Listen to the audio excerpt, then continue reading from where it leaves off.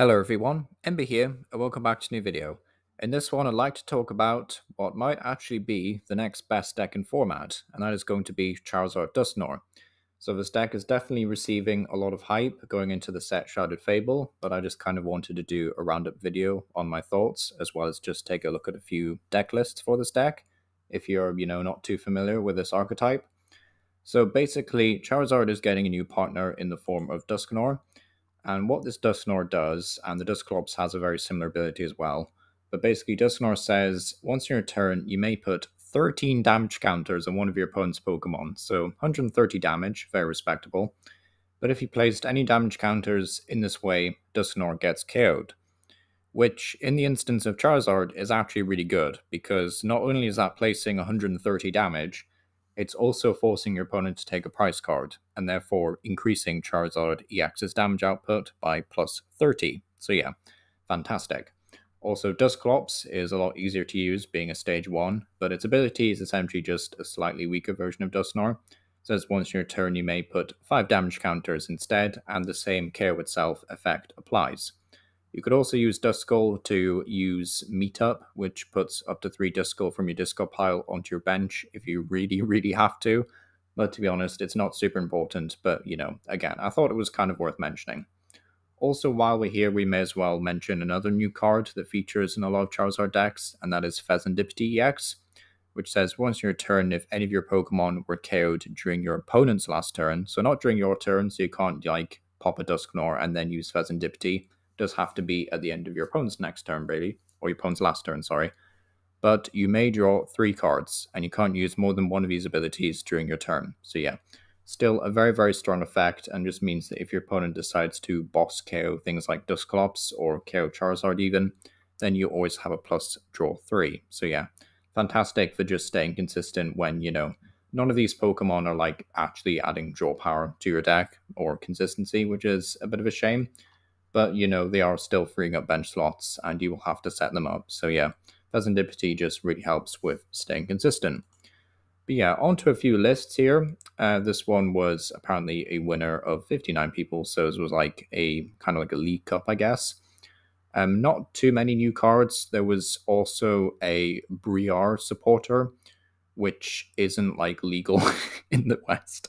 It's not going to be legal for Shrouded Fable until Stellar Crown releases. So that's a wee bit unfortunate. So you'll have to if you want to copy this list, then you'll just have to remove this card and +1 fire energy, I guess, because 5 energy is a bit sketch anyway. But yeah, I would definitely rather have at least 6 or 7, even with Charizard's ability ramping semi energy.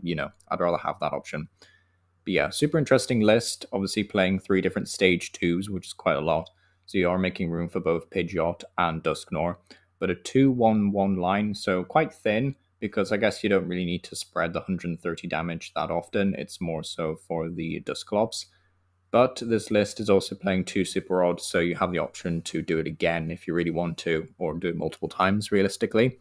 But you might also want to save that for, recycling Manaphy, Charizard, or just any other Pokemon really that gets KO'd or you end up discarding. So something worth bearing in mind. Also playing a collapsed stadium, so you can discard Pokemon like Luminion and Rotom from the other game, and that just gives you a lot more bench space to work with for setting up Dusclops and Charmanders. So that's quite nice. Also playing 2 counter capture, because you will definitely go behind on prizes quite easily with this deck. You can kind of just force your opponent to take multiple prizes at once. That's really nice and just very handy for gusting, and just means you can play stuff like Arvin and Turo more frequently. So yeah. Also playing Unfair Stamp as the choice of a spec. I think we can move on to another list. I think this one is very, very similar.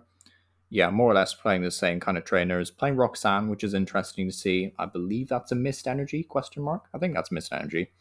Also playing stuff like Palpad, which is nice to see. I do like Palpad in my decks. Very big fan of Palpad. 3 Buddy Buddy Poffin. Was this one playing Poffin? Yeah, 4 Poffin, okay. So this one's a bit of a downgrade, but still, very consistent. You just kind of need the Poffin to find the Dusclops. So, is it Dusclops? Yeah, Duskull, sorry. Poffin finds Duskull as well as the Charmanders. So yeah, it's quite handy, but overall, not really anything too spicy in that list.